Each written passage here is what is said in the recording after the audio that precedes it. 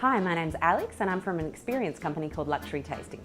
Today I'm here with Gourmet Traveller and I'm in a bar that I used to run many years ago called Lotus.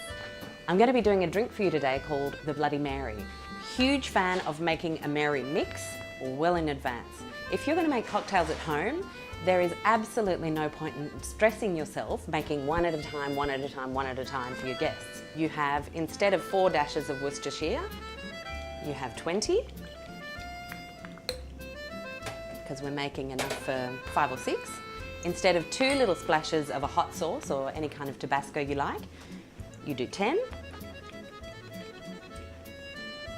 Now I really like smoked Tabasco as well and get a beautiful smoked chipotle flavour through there, so a few of those.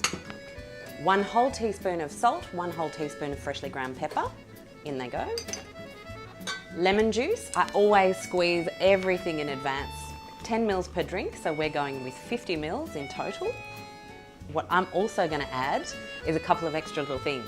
There's a fabulous celery bitters on the market that you can get, and we'll have all the details there for you. 5 splashes of that, a little bit of balsamic vinegar, about 10 mils for your mix for 5 drinks, and some beautiful tawny Ramos Pinto port.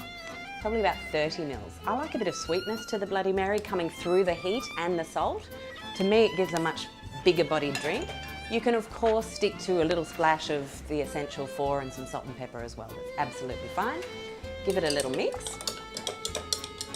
We're now going to work with a shaker, and what we work with is 30 mils total of your Mary mix.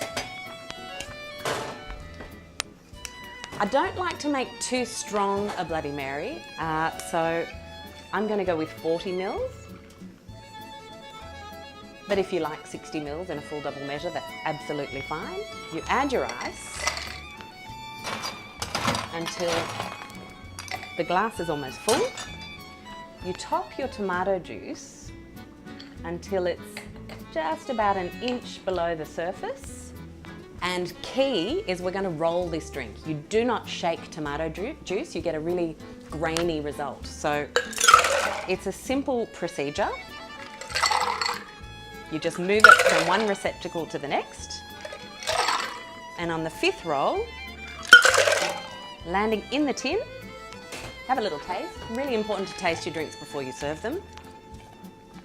Think of it as a cook's treat. I think that's perfect. And you literally pour the whole lot into your glass.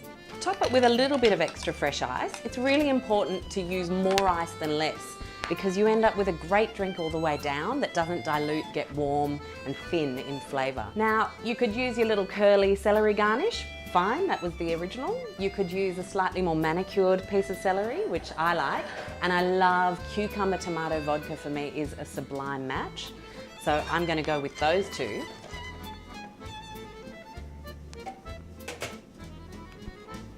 For a slightly more zhuzhy version of the Bloody Mary.